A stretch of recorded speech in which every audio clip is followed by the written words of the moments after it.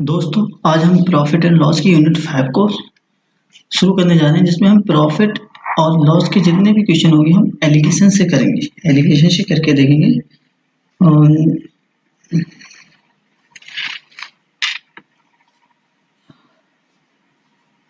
क्या इसका कॉन्सेप्ट होता है, जैसे हम कोई मतलब कि कोर कॉन्सेप्ट क्या होता है इसका, प्लेस। अगर दो प्रॉफिट हो रहे हैं, मतलब कि प्रॉफिट 1, तो हम इसे प्रॉफिट 1 यहाँ लिखेंगे। और अगर प्रॉफिट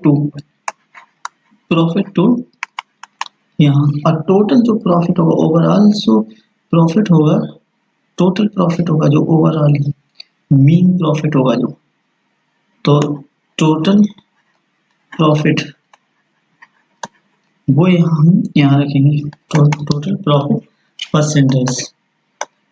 तो यहाँ जो हमारा आएगा वो सीपी आएगा, निकल के क्या आएगा, सीपी 1 एंड सीपी 2 आएगा। सीपी अनुपात सीपी का आएगा। क्वेश्चन को देखते हैं।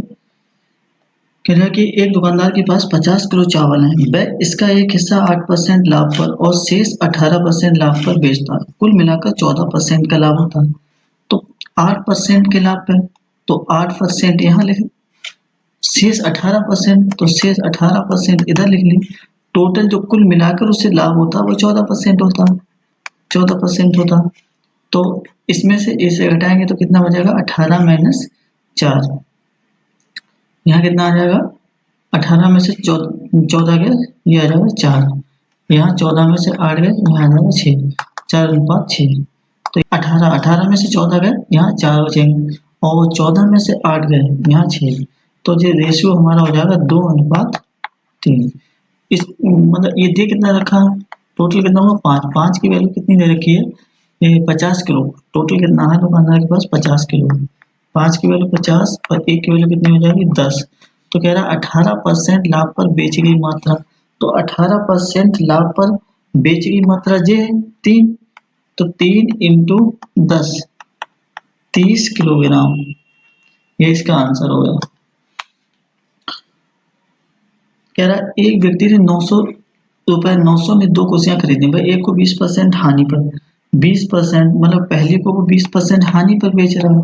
कितने, 20% हानि पर बेच रहा है। और दूसरी को 25% लाभ पर बेच रहा है। कितने बेच रहा है, 25% लाभ पर बेच रहा है।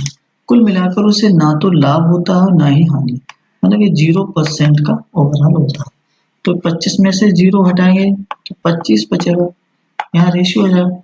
और 0 में से 20 घटाएंगे तो ये 0 माइनस 20, तो ये 25:20, 25:20 हो जाएगा, 25:20 हो जाएगा। तो 5 5 25, 5 20, 5:4। तो क्या दे रखा है कि व्यक्ति पास 900 में 2 कुर्सियां खरीदी, मतलब कि टोटल यूनिट्स कितनी होगी, टोटल यूनिट्स हो गई है 9। तो 9 की वैल्यू ही तो 900 दे रखी है, तो एक की वैल्यू कितनी होगी, एक की वैल्यू होगी 100। तो क्या कह रहा है कि उसमें क्वेश्चन में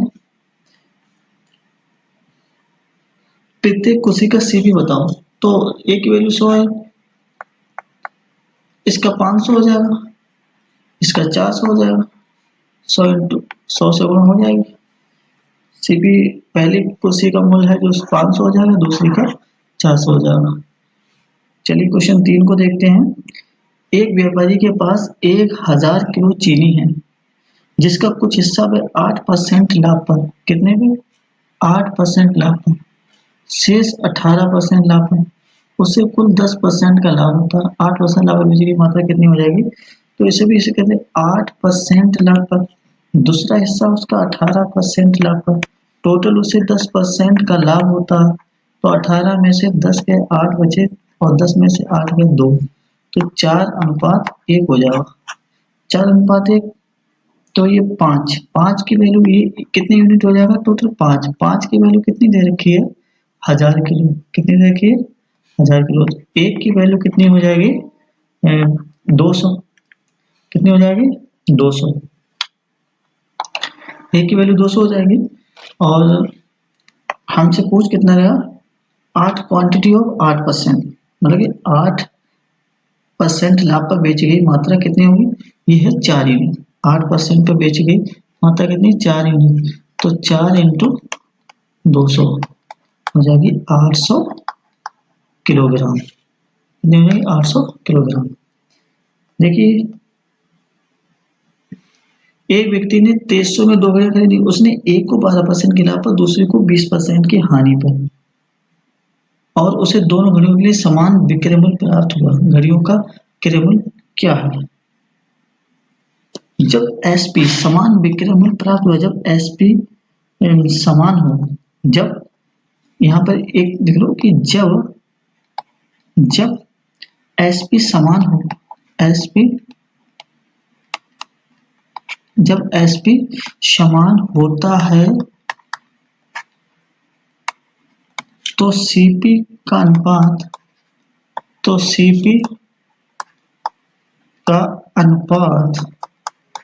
100 प्लस माइनस प्रॉफिट या लॉस परसेंट का उल्टा होता है,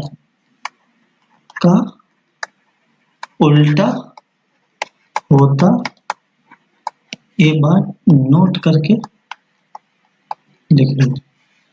कैसे होता है? देखो, सीपी होता है तो उल्टा होता है, ठीक है। जैसे हम लोग हैं, एक को 12% के लाभ पर, तो CP1 पहले CP1 है, इंटू 12% के लाभ पर 112%, और CP2 कितना? 20% की हानि पर, ये हो जाएगा 80%, ये हो जाएगा 80%, ठीक है।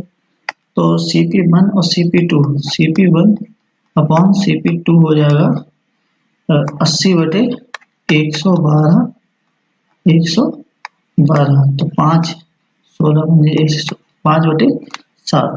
टोटल कितनी यूनिट हुई? टोटल यूनिट हुई 12। ये ऐड कर लेंगे तो टोटल यूनिट कितनी हुई? 12। 12 की वैल्यू ही तो दे रखी है 2300। कितनी दे रखी है?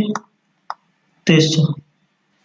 12, इसे अगर ऐसे हम करेंगे तो 2300 अनुपात 12, ये एक यूनिट का मान हो गया। अब हमें कितना पूछा है? हमें पूछा है CP1। CP1 कितना हो जाएगा? 5 यूनिट है, तो CP1 कितना हो जाएगा? 5 इंटू 2300/12। तो CP2 कितना हो जाएगा? 7 इंटू 2300/12।